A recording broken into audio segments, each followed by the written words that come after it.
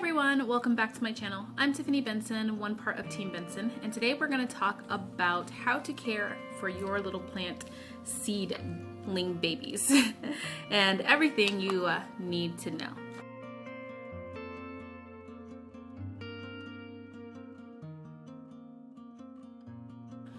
Alright guys, so growing inside, preparing yourself for the spring, the winter, the summer, the fall, whatever, is going to be a great way for you to kind of get a jump start on your garden. But growing inside poses a couple of challenges and a couple of things that might make you go like, why did it do that? Well, today we're going to talk about it.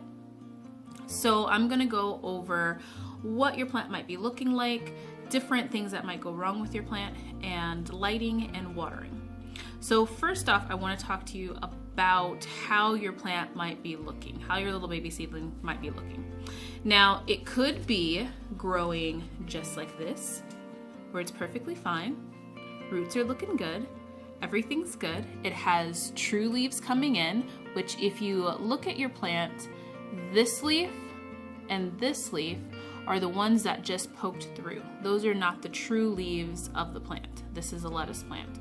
So all of these other leaves around it are the actual lettuce plant that you're going to eat, not the true leaves. So this one is growing well and it's doing nicely. And then you might have something that looks like this. This is a kale that looks like it's not doing nicely.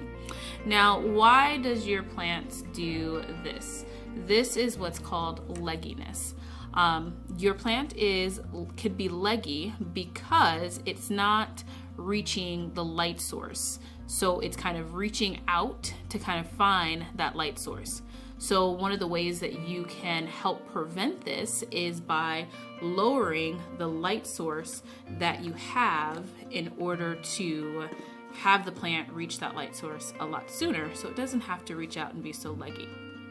Now, is legginess the end of be all of your plant? No, it is not. Just continue to let it grow, and what I like to do is just plant it just a little bit deeper. You don't want to plant it all the way up to here because that's not good for something like a kale plant. If you have tomatoes or something like that, the nice part about if you have a nice leggy tomato, you can always just plant it deeper because it will grow roots. These ones will not grow roots from anywhere along this stem. So when I say plant it a little bit deeper, I don't mean plant it all the way up to here, just probably about to right there to where it'll give it a little bit of stability. Now, keeping it in a pot and just kind of up potting it, which we'll talk about too as well, will also let it grow out a little bit to where then this stem gets a lot stronger. And once again, just lower the light source. So another thing that might be going on if you're growing in peat pots, which are these little things, I'll have a list of all the things that I use for my seed starting down in the description. So if you guys are looking for what to use, then just go down there and you can find them. Now, these ones are starting to have the roots come out. So one of the things that I look for when I decide if that plant is ready to go into the ground, and depending on the time of the year and what I have going on in my garden, I will just throw it into the ground. I usually put my seedlings in the ground a lot earlier than a lot of other people because I have a longer growing season and I have a more tolerable climate. But right now, I have a lot of things going on in my garden, so there's not a rush to do that. So when my roots start coming out all crazy, and I will actually even let this one get a little bit more, I will up pot this peat pot. So basically I would take the peat pot from something this small in a growing space and give it something this size for a growing space. So what does that do? That increases the duration that I can have my plants in something outside of the ground, in one of the beds or in a big pot. So it'll allow it to still be able to grow and grow healthy and not run out of nutrients by growing in something a little bit bigger, but still not as big as my big long bed that it's going to be growing in the future. So if you're in a climate where you've grown a bunch of different things and you're like, it's still snow on the ground, it's cold, or my beds are full, what you can do is just simply up pot them and it'll give you longer duration of time before you have to put that into its final growing space. So the next thing we're going to talk about is watering, which I did something really bad to my seedlings for the sake of this video and for the sake of education. I let them dry out a little bit. So they look like this right now, but I'm going to show you what they look like right now. Alright guys, so I let these dry out for the sake of this video, but you don't want your peat pods to get this dry. As you can see at the top, it's pretty hard, and the casing is completely white. Now you want to make sure that you're watering regularly, but not watering too much. Now, one of the causes of fungus gnats is having it to where it's too sopping wet, and then you'll get a lot of fungus gnats and just gnats that come in and lay eggs in the watery kind of like where it's sitting in, just like sopping wet. But you don't want it to get too dry because you don't want to damage any of the roots. So I would suggest kind of making your watering like I water every other day as it needs it. If it hasn't dried out, maybe because the house isn't warm enough or there's a little bit more moisture in the air so it's not drying out, then you don't want to overwater it. But also you don't want it to get to this point. Okay, so when it comes to watering, as you're gonna see, I basically filled up the bottom of the pan just with a little watering can like this. So all I did is just go in between and just fill up the water. Now I want to be careful just to get inside there versus watering it from the top and getting all of the leaves and everything like that wet. You don't want your plants and your little seed startings to be dripping wet in like a humid environment. Our house is very kind of a little bit humid, so I don't want that just to kind of be sitting there in the house. So I want to be careful not to get the leaves sopping wet, and also not to water from the top, because I don't know if there's anything like any funguses or anything like that that might be up there that I don't just want to spread to the whole thing as well. So watering from the bottom is the best idea. As you can see over here, because these are still absorbing, it's completely absorbing it from the bottom. So you guys can add as much water as your container needs. Keep adding water, because what you're going to do after they're all absorbed and after they looked well watered like this is you're just going to pour off any excess water, so then your pea pods aren't sitting in water. So I'm just going to go ahead and let these absorb as much water as they can, and then I'm going to put off any excess water. So what if you're like, Tiffany, I've already been watering my seedlings the way that I have been, and now I have fungus gnats. How do I get rid of those? I'm going to show you just a little recipe that I like to use that helps me get rid of any fungus gnats. So first I take just a little dish, something that's pretty wide at the top. You can use any type of little dish. And I add water to it, just probably like a little, maybe like half of this size of water to it.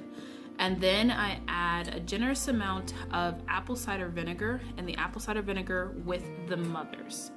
If it doesn't say it has mothers in it, you can always just shake your apple cider vinegar, and you're looking for all of that fun stuff on the bottom. All of that is what is kind of like, I don't know, something that's like the probiotics and stuff like that that's in apple cider vinegar. But some of the apple cider vinegars you might find might have it filtered out, but you want the one with the mothers. This is the one that I take to just for health. And then a couple drops of dish soap. You can use any type of dish soap, ones that are like degreasers or a little bit heavier. I don't actually wash my dishes with dish soap like this, or put this actually in my garden. I save this for the fungus gnats. I actually use like a non-chemical dish soap from Grove in order to wash my dishes. So this bottle has lasted me for pretty much ever, because I pretty much only use it for fungus gnats. And then you're just going to take a piece of plastic wrap, cover it, and poke holes in it. This is going to attract the fungus gnats in here. They're going to get down in there, and then they're going to drown basically and not be able to come out. So what you would do is you would just sit this all around your grow area. Now, sometimes, depending on the season, we just have fungus gnats. In the spring, going from spring to summer, there are just fungus gnats. So anything that I start planting inside later on in that season, I will put these out first thing before I do anything. So I'll put these out and then I'll start my seedlings and then add my seedlings to the area. Now, what if you've had fungus gnats for a while and you're trying to fix the problem? Put this mixture together, but then also add a little bit of cinnamon to the tops of your soil. Just kind of sprinkle the cinnamon on top of the soil. That will kill any type of fungus that is growing in your soil, and it'll also basically kill the fungus gnat eggs that are in there too as well. So cinnamon is a great antifungal. If you guys don't know, if you guys get a fungus or anything like that, a lot of times you can also make a paste with cinnamon and put it over like any type of like foot fungus or nail fungus or anything like that, and it does help a lot. So that's how you get rid of those pesky little fungus gnats. So the last thing I want to talk to you guys about is how many seeds should you be using and when you're starting your seedlings, and then also which seeds do you want to start like this and start right in the ground. So different things like lettuces, brassicas, different things like that, you can start right inside these little pea pots. They can grow within there, grow healthy. Their roots don't get all super crazy, and you can just up pot them as you need them or as they need it. When you have, I always like to plant at least 2 seeds in each one of these pea pots just so that I can ensure that I have germination. But when you do that, remember 1 seed can grow a giant plant. So you want to thin your seed pots or your seedlings. So basically you want to pick which one looks the healthiest and then just snip the other one right off. I like to let them get a little bit bigger before I do that so I can decide which one's going to be the healthiest. So there also are a couple of things that I personally prefer not to grow indoors. Things like beans. If you guys have been watching my channel for a while, I've had a seedling bean nightmare. I have a whole video dedicated to why you should not grow beans in pea pots. And also things like squash or cucumbers that have delicate roots that don't really like to be disturbed. Those things I just prefer to stick the seeds in the ground and let it do its thing. But when it comes to things like lettuces, tomatoes, peppers, all those different things, you can plant them inside and it grows perfectly well. Also root vegetables, I don't start inside pea pods. I put those right outside. So carrots, turnips, anything, radishes that you eat from a root, you want to start those outside and just let them be outside so that they have the full space to really develop a solid, strong root. All right, guys, now let's go to where I have my seedlings at, and I will show you guys the lighting that I have. So this is my little seed starting shelf. It could totally be better. I could have gotten the longer lights that make life easier, but I had originally got just one of these and one of these, and then I continued on this path of floodlights.